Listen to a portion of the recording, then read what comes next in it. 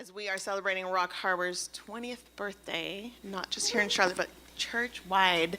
So we are so honored to be a part of the pastor of Rock Harbor.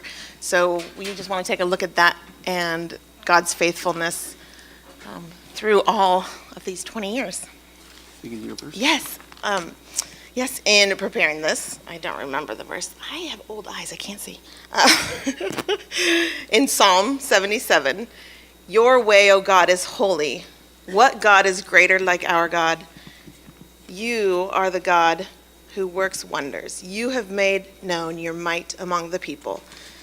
So just taking a look at God's faithfulness through these past 20 years, we've seen many, many wonders of God. And one thing Rock Harbor has always been part of, what they've always liked to do is looking back in order to move forward. And that's kind of what we're going to do right now. And it was probably about 21, 22 years ago, maybe a little bit longer. My wife and I were part of this midweek Bible study group. It was like post-college, not yet career. It was just kind of like a bunch of Gen Xers. Not yet singles, that's what it was. Singles. We weren't married yet or dating. And this Gen X group, it was called Gen X, believe it or not, and we would get maybe 200 to 300 people at this midweek Bible study at Mariners Church in California. And one day, the pastor of that Gen X group goes by the name Keith. And one day, I know for me, I don't know if it was both of us, I think we were together when they told us about it. We were sitting at a restaurant over by UCI, and which is University of California, Irvine. And Keith and his wife Gina came up to me and us and started telling us his vision about this thing called the Rock Harbor. And he invited us to come and be a part of this journey in a sense. And there was a big group of us from that Gen X group, so it wasn't just us two. But he said, well, you guys like to be part of the Talk and Pray group. We're going to meet Sunday nights and just talk through this thing and kind of pray about this thing that would eventually become Rock Harbor. And even a little teeny bit back from that was at Mariners Church. I was on staff at Mariners, and so it was really cool to see God working through the leadership there and trusting Keith with his vision, knowing that God is doing something, and for Keith to have this desire to seek more diversity and to desire to put a church in the middle of a Hispanic community. It was just neat to be a part of all that. And the funny thing is, I think, at least in my words, God wanted to see if Keith was going to be faithful and obedient. And I don't think anybody had any idea that Rock Harbor would become what it is. But here, God put on Keith's heart to be a minister to this Hispanic community. Mm-hmm. And ironically, it was mostly just a bunch of people from Orange County. I mean, there was very little Hispanics that were there, and even though there was ministry to that community. And it's just really cool how God took one man's heart and one man's faithfulness and took him on a journey and said, thank you for obeying me, but I got something completely different for you. Completely different. So that was pretty cool. So we were a part of the Talk and Pray team, and like Jenny said, we went to the very first Rock Harbor service, and if my memory serves right, there was about 200 to 300 people there. So that was pretty awesome to see. But a lot of these people were coming from a bigger church called Mariners. So they were all supporting. They were from like Mariners, so yes. They were coming alongside. And it was just awesome to see this thing that we've been talking and praying about getting up off the ground. And from the beginning, well, at first we couldn't jump right in. I had to finish some commitments I had going on at Mariners. But a few months later, we were able to jump right in. And of course, I had to get involved with families because I just really dig kids a lot. So from the get-go, God made me really like that ministry. We had our nursery this was at a senior center. So our nursery was this little pool room that not swimming pool. Right, the seniors played pool at. So like we had these sweet little babies crawling around and like, watch your head, you're going to stand up and nail it on the pool tables.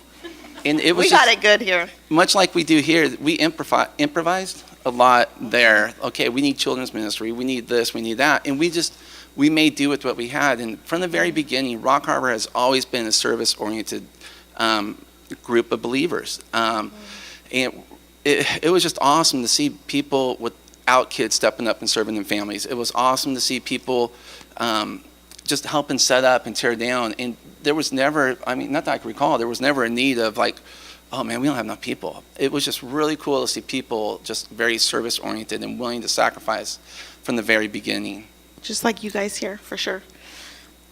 What do you got next? Well, so Rock Harbor grew, and we couldn't have more services than we had going on already. So they came upon a warehouse, and like we were talking about the community, they all came around and gutted out this huge warehouse and turned it into what it is right now. But it was the community doing that. They didn't hire a bunch of workers, and we were able to through God's faithfulness, and we wrote down people in our lives that we were praying for to come and know Christ. And so we got to put all that all over the concrete of the base of this church that God was going to do great things with. Before they laid the carpet. So it was really cool just to be a part of that. Yep. So and if I could say one more quick thing about that, it was really cool. Like we talked about it being service oriented. They had, remember, it was a warehouse that had been gutted, and we had a lot of people at the church at the time, at the gathering. Sorry, Dad. And they had Post-it notes up on the walls saying, this needs to be painted. They'd have a circle for a table that would want to go there, and they had a Post-it there. And people would take a Post-it and then write their name on. So people painted.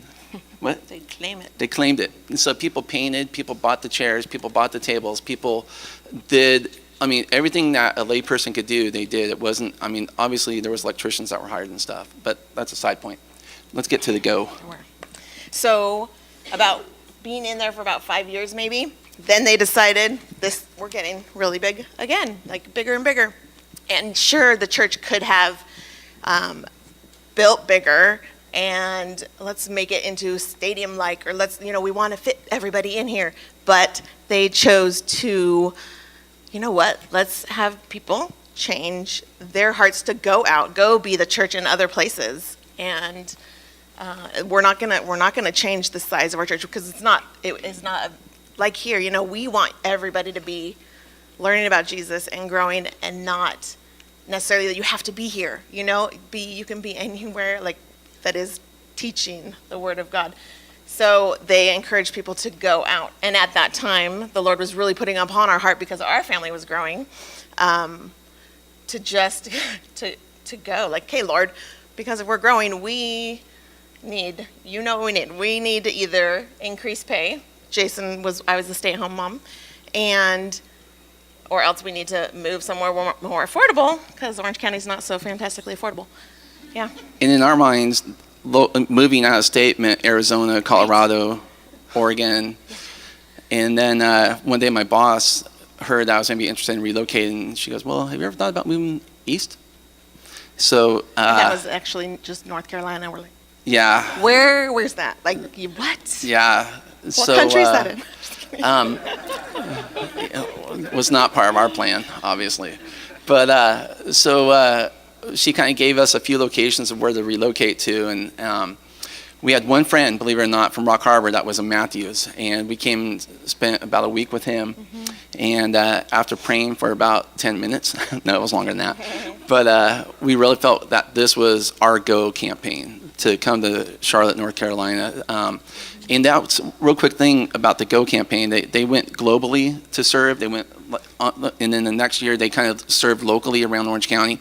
And then the third year they kind of said, look, if you're feeling comfortable here, then maybe it's time for you to go and start churches. Maybe it's time for you to go and help churches. Maybe it's time for you to just go and be the church. And when we first moved here 9 years ago, it was 9 years ago now, I thought, we had visited a bunch of churches, and I thought maybe God was calling me to start a church, because I had not seen anything like Rock Harbor. To me, Rock Harbor was so revolutionary as far as how they worshiped, how they gathered, and we hadn't seen anything like that. So I thought maybe God was calling me to start a church out here. And I went to a church plant conference and came back from that, and I thought, nope. Not my calling. Just wait, Jason. Not my calling. Yeah. So at that point, I think... when we came out here, we were, excited for this journey that God had for us, and God is so good. What do you have? And our family and friends are all back in California, so what are we going to do? We are excited to meet new family. Let's get going. So sorry, that was expired. So we were excited and going to different churches, and we just, like, I would drive around crying. I just was brokenhearted that people were missing, like, life with Jesus. Like, all the churches we visited, there were some that were good, but we just always had red flags, and we're like, people are missing it. Like, they talk about Jesus for the weekend or a little bit here and there, but I was like, don't you love Jesus? And I was a weirdo. The best way to explain that is so many people in this area go to church, but so many people are far from Christ. Right.